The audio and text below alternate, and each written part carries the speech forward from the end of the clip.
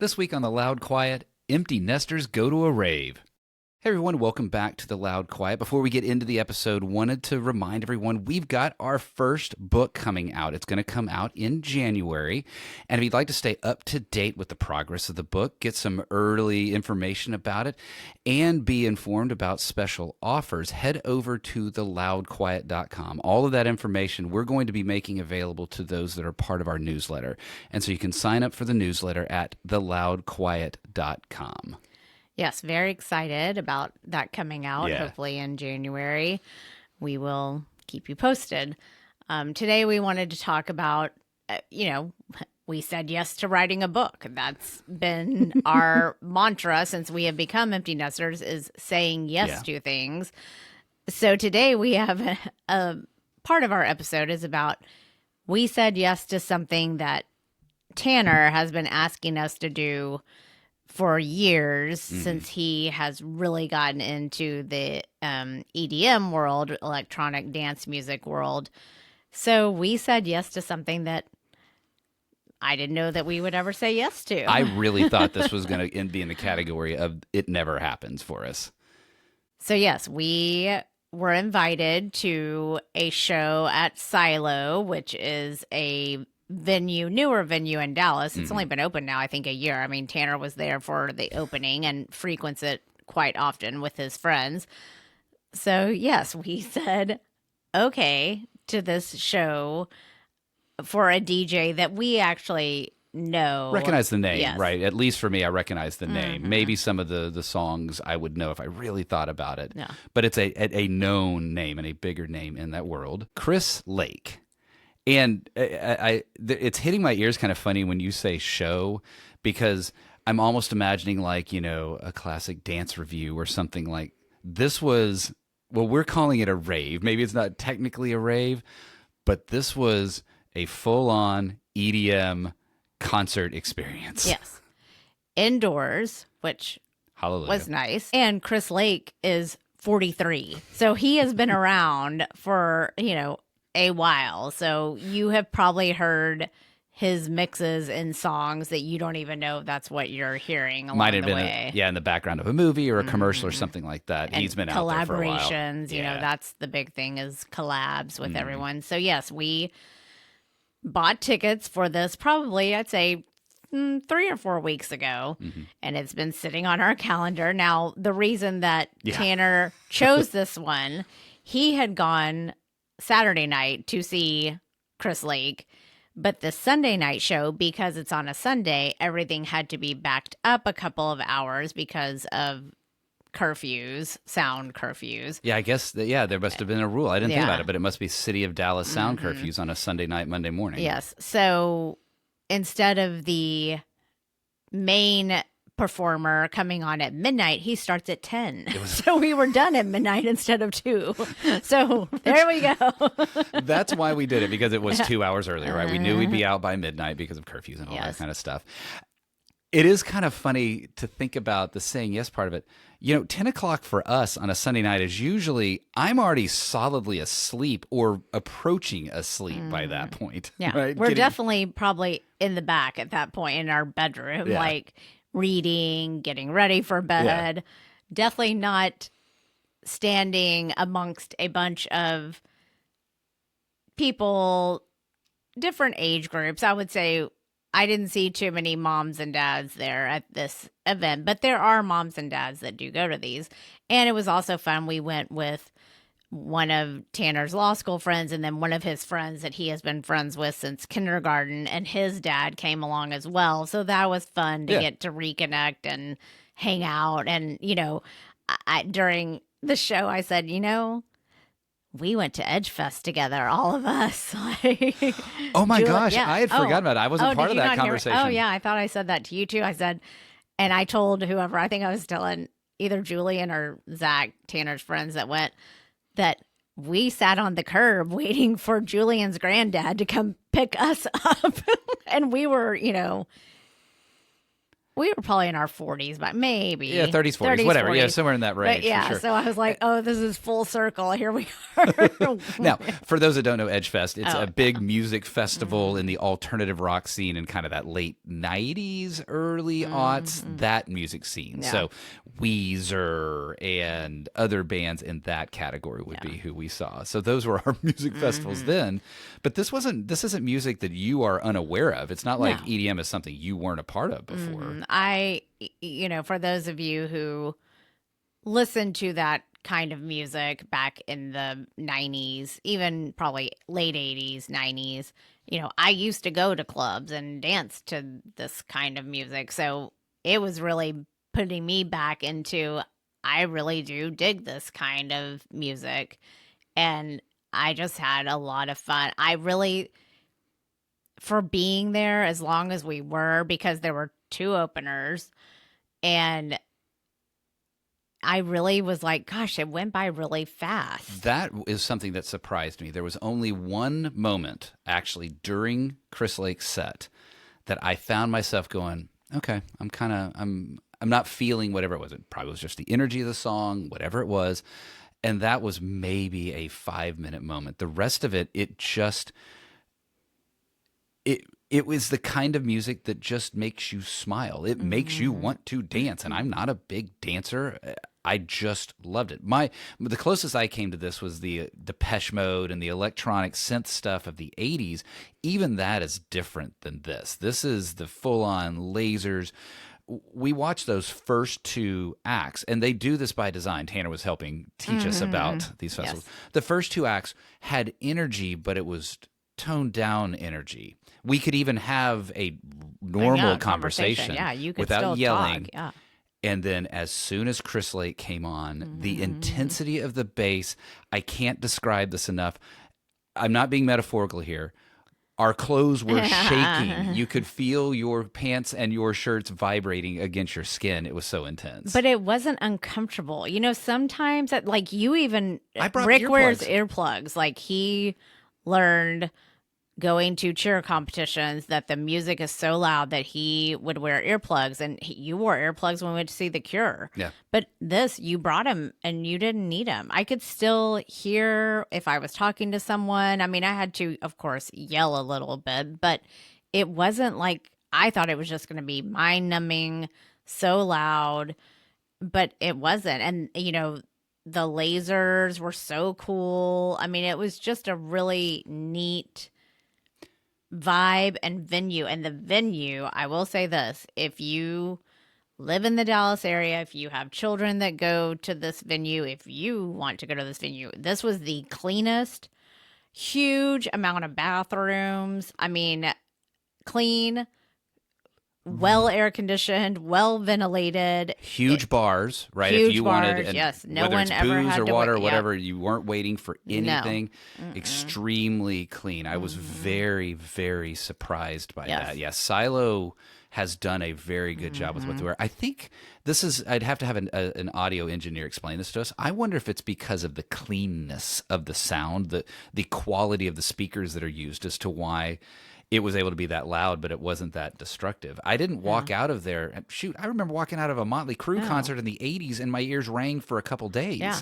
Either I've just lost enough hearing already that nothing rings anymore, or it was surprisingly loud but clear. I really was surprised by that. And, Tanner has always told us the vibe, everyone is just friendly. There's no drunken brawls going on. Sometimes at these big musical events, things like that happen. I mean, everyone is just there to hear the music and be friendly with each other. I mean, some guy came up to me and he was like, I really like your vibe. You look happy. I said, I'm here with my son. And he was like, oh my gosh. And he turned out to be, Tanner came up, he's like, oh my gosh, you're the Rave dad. So he is on Instagram, Rave dad, and he has a 12-year-old that he has started taking to some of the appropriate ones to take. And this one was totally appropriate. He could have been there. It was just late. He was like, oh my gosh, that is amazing. You're here with your kid. We got looked at a lot that night as, wow, your parents are coming to something that I bet a lot of parents would be like, no way. Certainly we got the cool parent points. Mm-hmm. And it wasn't just the cool parent points from Tanner, from his friends, that sort of thing. I forget which group it was that was dancing kind of to your right or maybe to your back. I think there was a younger woman there that was talking to you about that. And there was a lot of that, oh my gosh, I can't believe that you're here with you, that sort of thing. So it is kind of fun. And yeah, it almost made me feel a little sense of pride to stand out as the old people in the crowd. And I joked when I walked in, I said, all right, I'll buy a drink for whoever finds the first person that's older than us. And we did. There were a couple people, but I would say were definitely on the upper for sure. end. We were in the 1%ers of age. We both had some experiences that were like, okay, yes, we are old. The person next to me, I turned and we were, smiling at each other. And then he proceeded to do a bump of cocaine, which I turned to Tanner and I said, oh my gosh, that guy just had a little spoon and did cocaine. And Tanner goes, well, it could have been ketamine. Okay, great. I don't think either one is. So he said, yeah, the drug scene is still, but he said, but he's never seen anything out of control or just crazy. What I got from that was, by walking around, was that was not the common. No. It wasn't absent. It was there. It was right next to you. But it wasn't the common. No. You didn't see what I would perceive to be a bunch of that. There certainly wasn't people going around trying to sell stuff and that kind of stuff. No. There's probably a heck of a lot more drugs there was probably a lot more drugs at the Motley Crue concert that I'm talking about than what we went to. Yeah, for sure. And there were some other signs that this is a, hey, let's keep this in check kind of thing. In the restrooms, the way they did it is you go in and then there were just walls of stalls and extrememely clean. Holy cow. So but there was a sign that said only one person per stall, otherwise you'll be kicked out. So either that's the drugs or the nookie, but they're at least trying to keep both of those out of the stalls. Yeah. Okay, let's talk about the vibe a little even more. When it's crowded like that, when we've been to a show at, say, Deep Element Trees back in the day, and you're trying to get through to get your beer, you know that when you leave that spot, you're screwed. You're never getting back to that spot. Yeah. Well, now in this show, when you're walking through, when people see, oh, you're walking through, they kind of just let you go. It seemed like people were just willing to be considerate of other people, which is, well, heck, we could probably use a lot more of that just in society in general. Not that I'm suggesting raves is the solve to all of our cultural problems, but that has been the consensus that Tanner has talked about since he started going to these big music events, and he said everyone is just nice. I can't recall any time that he has talked about this guy got into a fight in front of me or we got into it with I haven't heard any of that. It's just always been. Let's talk about the Cure show that we went to. Remember, there was that, like, the girl that got in the fight with the security guard or something like that? And she was probably our age. Oh, she was 100% our age. So it was kind of nice to be at a setting like that. Now, of course, I'm sure there's something bad that's happened there to somebody on a one-off. But as an overall, I was really impressed and pleased and just happy with the energy that was there. Now, do I intend to make a habit of this? Probably not. Would I go again if it was a 7:00 show that ended at midnight? Yeah. Probably so. And I love it because Tanner just went to a big one out in Orlando with several of his friends, and he sent a picture, and I was showing it to Rick, and I said, okay, look, this one's in law school. This one's a financial planner. This one works for Toyota. This one, I mean, it was just so fun, seeing all these kids who are professionals that they just love this music and they just want to still do these kind of things. I love it. Yeah, I'm sure no different than like the hair metal bands of our era, that these are now the CEOs. That'll be the Kirby wearing gear is going to be the future leaders of our world going forward. Yeah, so that was Sunday night before Thanksgiving break kicked off. Monday we were dragging a little bit. I was glad that we didn't have too much to do. I had some food shopping to do, but luckily I had already decorated everything because I wanted it to all be set for when Tegan got back on Wednesday or Tuesday night. for Thanksgiving break.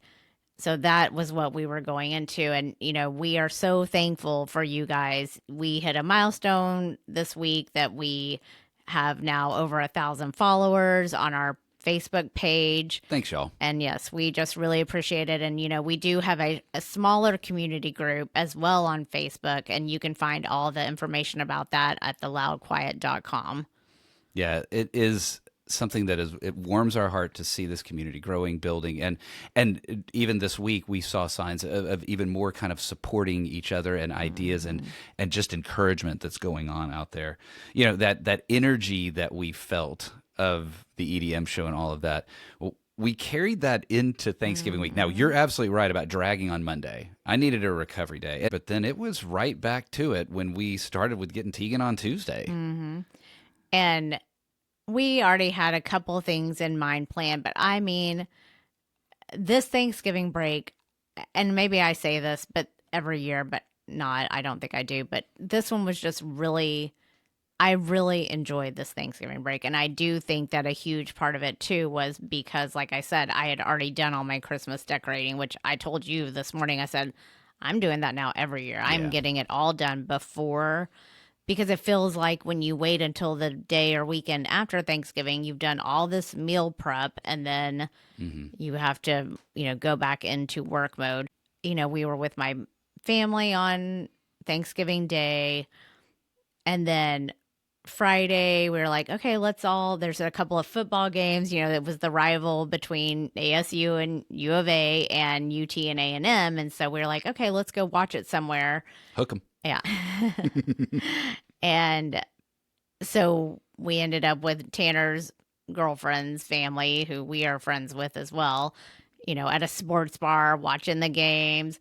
We went to dinners. We went to brunch. We had movies and martinis in the middle of the day. I mean, it was just a lot of fun. And again, just saying yes. And I was also proud that Tegan was just right in there doing everything with us. Sometimes she needs a little shutdown time, but she just went with the flow, and it was just fun. This one, you and I had talked about really anticipating this Thanksgiving period. And there's nothing overly unique about this one as compared to years past, in the sense that, Tanner is here local. Tegan is the one that's away. This one just felt like almost like we found our rhythm. Maybe that's what I'm trying to get to is, okay, boom, the kids are back, but we're immediately in our rhythm. And it was this chance to just be that ecosystem of four again. And yeah, we're recording this minutes after dropping Tegan off. Yeah. And I'm looking forward to being with just you again. I said this to you, I think yesterday, that, hey, I'm just coming back to the room and I'm just here to sit next to you because we haven't just been next to each other even.